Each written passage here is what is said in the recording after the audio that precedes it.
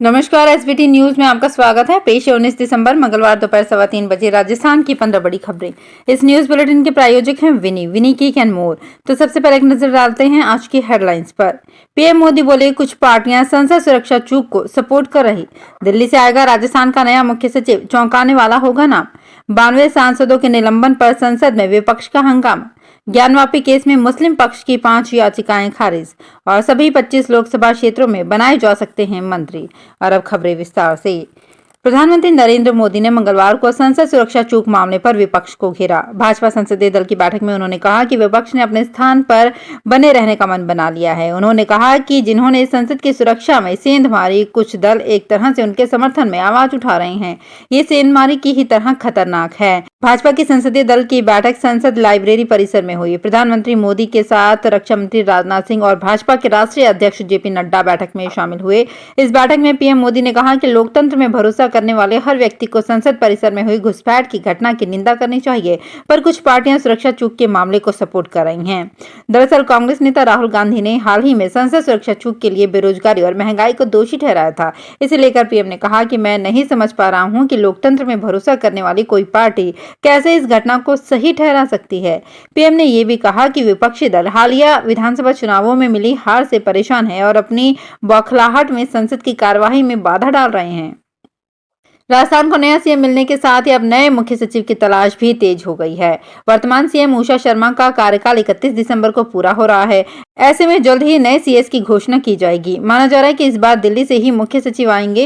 राजस्थान के top 10 IAS में 5 अभी दिल्ली में काम कर रहे हैं। राजस्थान कैडर में अतिरिक्त मुख्य सचिव स्तर के आईएएस संजय मल्होत्रा, वी श्रीनिवासन, रोहित कुमार सिंह और रजत कुमार मिश्रा इस दौर में शामिल हैं। इनके अलावा राजेश्वर सिंह, शुभ्रा सिंह और सुधांश पंत का नाम भी सीएस के लिए चल रहा है।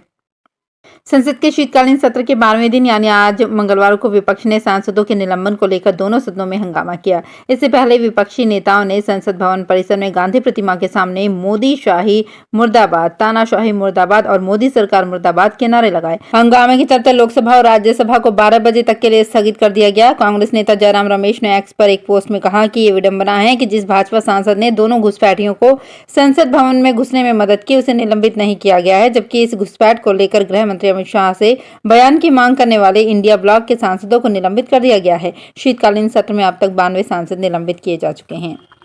वाराणसी की ज्ञानवापी और काशी विश्वनाथ मंदिर के बीच स्वामित्व विवाद मामले में इलाहाबाद हाईकोर्ट ने मंगलवार 19 दिसंबर को अहम फैसला सुनाया है। हाईकोर्ट से मुस्लिम पक्ष की तरफ से दायर सभी 5 याचिकाएं खारिज कर दी गई। अब इस मामले में वाराणसी के सिविल कोर्ट को इन्हें 6 महीने में पूरा करने के आदेश भी दिए गए हैं। हाईकोर्ट के जस्टिस रोहित रंजन अग्रवाल की सिंगल बेंच ने सभी याचिकाओं पर सुनवाई करते हुए ये आदेश दिया। मुस्लिम पक्ष की जो याचिकाएं खारिज हुई है, उनमें 2 याचिकाएं मेरिट यानी कि सुनने योग्य है या नहीं से जुड़ी थी, जबकि 3 एएसआई सर्वे के खिलाफ थी। मुस्लिम पक्ष यानी अंजुमन इंतजामिया कमेटी और यूपी सुन्नी सेंट्रल वक्फ बोर्ड ने इलाहाबाद हाईकोर्ट में 1991 में वाराणसी की अदालत में दायर मूलवाद के मेरिट को चुनौती दी थी। राजस्थान में भारतीय जनता पार्टी की सरकार बन गई है और अब सूबे में मंत्रिमंडल तय किए जाने को लेकर मंथन हो रहा है। चर्चा है कि मंत्रिमंडल में सभी 25 लोकसभा सीटों को ध्यान में रखते हुए सभी जगह से मंत्री बनाए जाएंगे। ऐसे में कोटा संभाग की बात करें तो यहाँ पर लोकसभा की दृष्टि से 2 सीट आती है। पहली कोटा बूंदी लोकसभा और दूसरी 12 झालावाड़ लोकसभा सीट। कोटा बूंदी क्षेत्र लोकसभा अध्यक्ष ओम बिरला का है, जहां से उनके करीबी को मंत्री बनाए जाने की चर्चा चल रही है, जबकि 12 झालावाड़ में सांसद दुष्यंत सिंह हैं, जो कि वसुंधरा राजे का गढ़ है। यहां राजे समर्थकों को चांस मिल सकता है।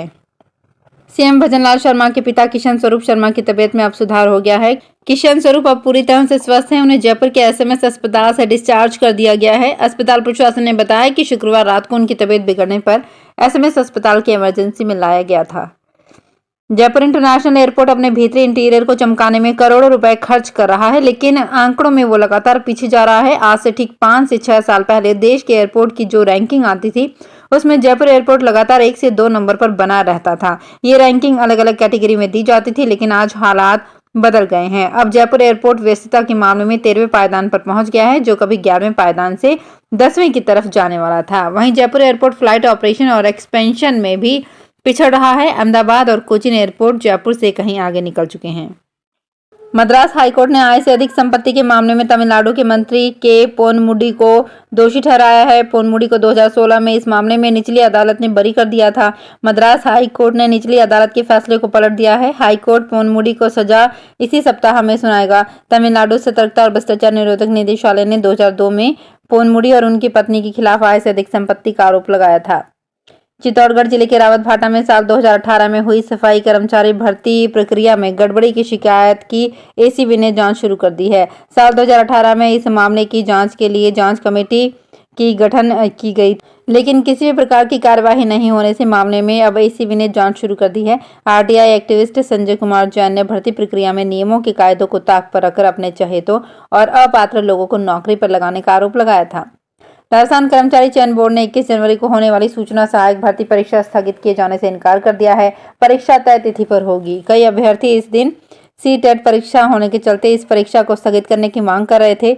बोर्ड अध्यक्ष आलोक राज का कहना है कि हमने सूचना सहायक भर्ती परीक्षा की तिथि पहले ही तय कर दी थी। अभ्यर्थी इसके अनुसार तैयार भी रहें। सीटेट परीक्षा तिथि हमारे बाद घोषित हुई है। उन्हें ध्यान रखना चाहिए था कि इस दिन परीक्षा कराएं या नहीं। हम सूचना सहायक भर्ती परीक्षा की तिथि में कोई बदलाव नहीं करेंगे। ये परीक्षा तय तिथि पर ही होगी। बालोतरा जिले के बागुंडी सर्किल के पास पोखरण फलसुंड बालोतरा सिवाना की मेन पाइपलाइन लीकेज होने के कारण 3 दिन पानी सप्लाई बंद रहेगी। पानी सप्लाई बालोतरा और सिंधरी इलाके के नहरी पानी सप्लाई 21 दिसंबर तक बंद रहेगी। विभाग ने अपील की है कि पाइपलाइन पर लगे एयर वाल्व से किसी तरह से कोई छेड़छाड़ न करे। पीएचईडी परियोजना खंड बालोतरा के अधीक्षण अभियंता छत्राराम के मुताबिक बांगुंडी सर्किल के पास वृहद परिजनों पोखरण फलसुंड बालोतरा के सिवाना की मेन पाइपलाइन लीकेज होने के कारण पानी आपूर्ति 3 दिन तक बंद रहेगी। जोधपुर की तर्ज पर अलवर में भी इस तरह की पहल की जानी चाहिए, क्योंकि पर्यटन सीजन में लाखों की संख्या में पर्यटक अलवर भ्रमण के लिए आते हैं। अलवर की गलियों और पुराने मोहल्लों में कलात्मक शैली की ऐतिहासिक इमारतें, प्राचीन धरोहर, मंदिर, प्राचीन हवेलियां हैं। इन्हें नजदीक से जानने और देखने के लिए पर्यटक आते हैं। अलवर में ना तो पर्यटन विभाग इस पर बारे में कोई पहल करता दिख रहा है और ना ही नगर निगम कोई पहल कर रहा है। जयपुर में कॉमर्शियल में यूज हो रही प्राइवेट नंबर की कार और बाइक पर आरटीओ प्रथम के उड़न दस्तों की दूसरे दिन भी कार्यवाही जारी रही। सोमवार को आरटीओ के 5 उड़न दस्तों ने शहर में प्राइवेट नंबर की बाइक से कुरियर सप्लाई और फूड डिलीवरी करने वाली 58 बाइक को सीज किया। इसके अलावा 3 कार को सीज किया गया। ये प्राइवेट नंबर की कार कॉमर्शियल में यूज हो रही थी।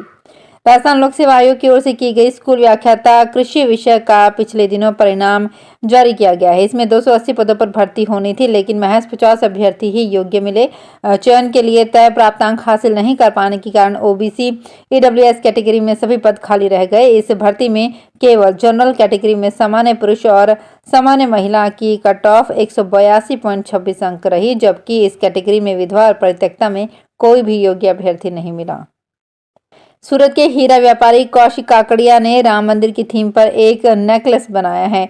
इस नेकलेस में 5000 से अधिक अमेरिकी हीरे और 2 किलो चांदी लगाई गई है। इसे अयोध्या के राम मंदिर के लिए गिफ्ट किया जाएगा। रसश ज्वेल्स के निदेशक काकड़िया ने बताया कि हमने अयोध्या के नए राम मंदिर से प्रेरित होकर ये नेकलेस बनाया है। इसे बिजनेस के उद्देश्य से नहीं बनाया गया है। हम इसे राम मंदिर को गिफ्ट करना चाहते हैं। रामायण के मुख्य किरदार को इस नेकलेस की स्ट्रिंग में तराशा गया है। तो फिलहाल इस बुलेटिन में इतना ही। फिर हाजिर होंगे कुछ और बड़ी खबरों के साथ। अगर आप भी अपने आसपास की छोटी बड़ी और महत्वपूर्ण खबरों से अपडेट रहना चाहते हैं तो सब्सक्राइब कीजिए हमारे चैनल एसपीटी न्यूज को और प्रेस कीजिए बेल आइकन पर।